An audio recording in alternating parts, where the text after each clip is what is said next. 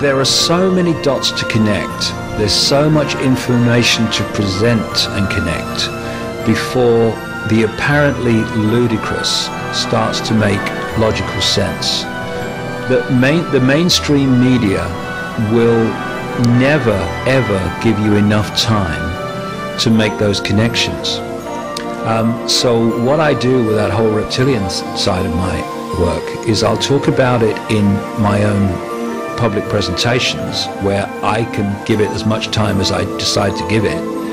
I write about it extensively in my books for the same reason, but in the mainstream I will not talk about it because I know that it's going to be reported in the same way. Oh, it says giant space lizards run the world, and yeah, you know.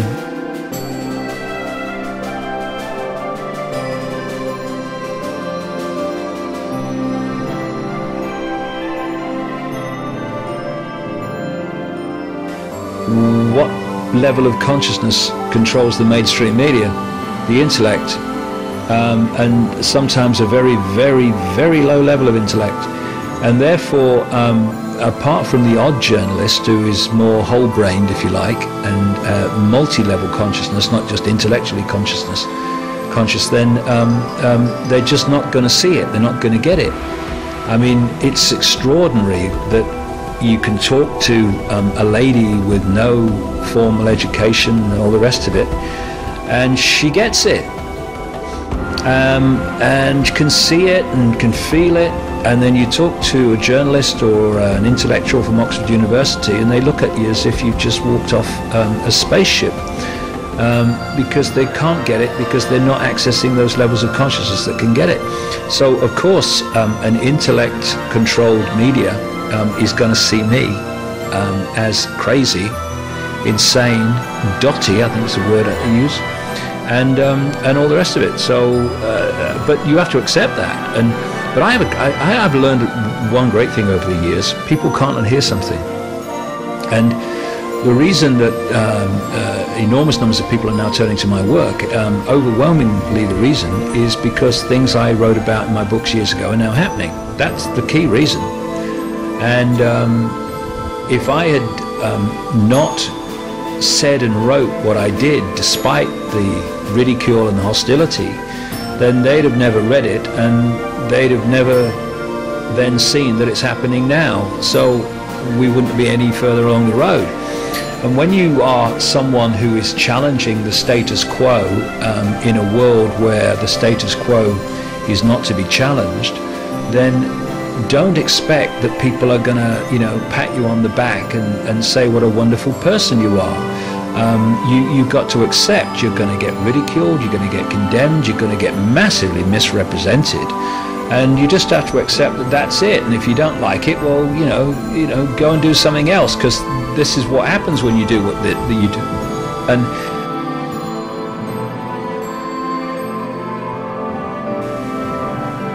well, you can trust. It's like everything else. Where are the people coming from? What's the point from which they're observing reality from? So that says, can you trust anything in the mainstream media? Well, you can trust one or two journalists within the mainstream media, but the mainstream media as a whole, absolutely you can't, because it's structured to tell us lies, and that's not in a way that every journalist is in on the plot. But if you look at the media, what does it do? It takes the status quo, the norms in society at any point, to be the point from which it reports the world. And anyone who is outside of those norms or challenging those norms is by definition mad or bad.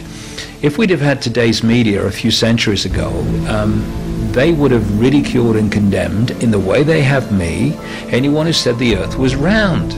Because the norm status quo of intellectual society was that it was flat. And then when the norm changed, anyone now who says the earth is flat gets the same treatment the round earthers would have got originally. So the media simply takes the norms as a point of observation. And so if you're outside the norms, don't expect the media to be fair to you. But there are people on the internet who I don't agree with everything they say, but they are coming from a place of truth. Not necessarily they get every fact right. I mean, how many of us get every fact right when we're trying to uncover something that doesn't want to be uncovered? But it's where are the people coming from? And I can honestly say that I have never said anything I didn't believe to be true. That doesn't mean that I've got every fact and every dotted I and every crossed T right, but I've never said anything I didn't believe to be true. Now, if anyone coming from that perspective, not every last thing they say is going to be 100% accurate, but you know that you can trust the vast majority of what they're saying, and certainly the themes of what they're saying, are coming from a place of they believe it.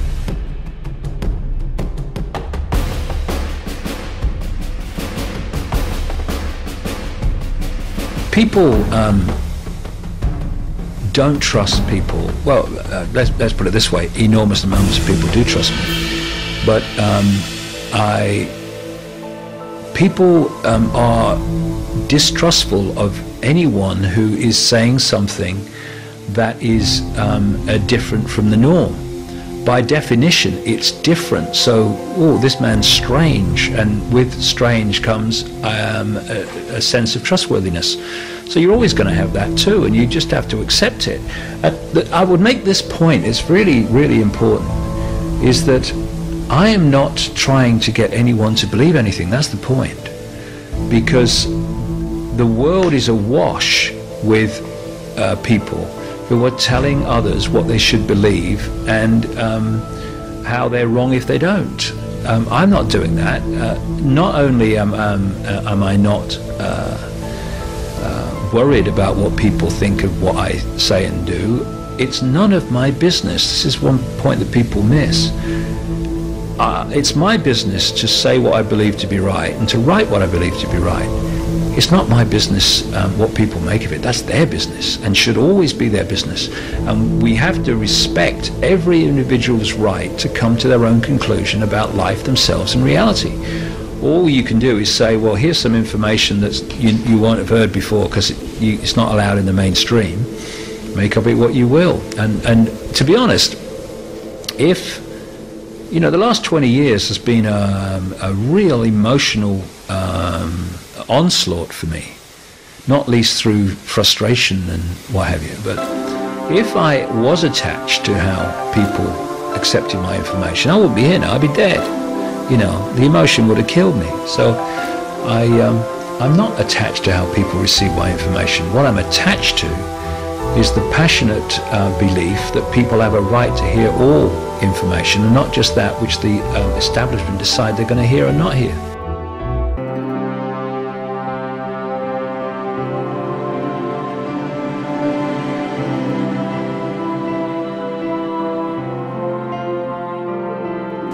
I mean, I'm a journalist, really, at the intellectual level of this, uncovering the history, background, and methods of operation of this whole network of global control. I'm a journalist, but I'm different to other journalists. I don't have an editor. I don't have anyone looking over my shoulder telling me what I can and cannot write, which allows me to follow the information and not edit the information on the basis of either what I think people will think of me if I say this, or on the basis of I better not put this in because the proprietor or the editor won't like it. So on that level, I'm a journalist. I've been to about 45 countries researching this. I've talked to thousands of people. And for instance, the whole reptilian thing, I didn't sort of sit in a darkened room and come to these conclusions. I just kept meeting people all over the world who'd had experience of it. That's where it came from. And when I first heard it, of course, you think, my God, what's going on here? What's all this about? But when you have met so many people in so many different countries from so many different walks of life. This is where the synchronicity comes in, of who telling you the same thing and the same experiences. Well, then you start to say, well, either I'm going to shut this off because I know what the reaction of people will be if I say it, or this deserves to be talked about because this is now, you know, there's just too many bloody coincidences here, too many common themes. So that's the way I operate, and I just follow my heart, my intuition, and sometimes my head is telling me, no, you don't want to do that today, you don't want to go there. Oh, what are you going there for? Or used to anyway, doesn't so much now. But my heart says, I want to go there. My intuition says, go there, and I go there. And that's what, where synchronicity comes from. Again, we're back to the same theme again. The intellect or higher consciousness, the head or the heart, because the intellect sees things as apart and divided from each other, synchronicity is the connection of things, right? So it can have a problem with synchronicity. And so when you have an intuitive feeling to be somewhere, to go somewhere, then the head can start listing all the reasons why you shouldn't go. Oh, you don't want to go there today, look at the weather, oh, this, blah, blah, blah. And the heart go, I want to go, I want to go. And when you go, something happens that takes you further along the journey, which wouldn't have happened if you'd listened to the head and stayed at home. And so the great change in my life came in about 1989, 1990, when I decided that when my head and my heart were in conflict over a action, then I would go with my heart and, you know, take the consequences. And what I found was very interesting, because when you go with your heart, you're going with a level of consciousness that is beyond the intellect, and the intellect is what controls this reality and through which most people perceive this reality. So when you go with your heart, you immediately start beating to a different drum. You immediately start acting in ways that are different to mainstream society. And of course, you're going to get reactions from that from mainstream society. They're going to, look at me, they're going to call you crazy, they're going to call you insane and nutty and all the rest of it. And when people you know, start to receive not perhaps the extreme level of reaction that I got, because I did it publicly, but in their own lives, when they start to get adverse reaction from following their heart because of what they do and where it takes them, a lot of people then pull back from the heart and go to the head because they think it's easier that way.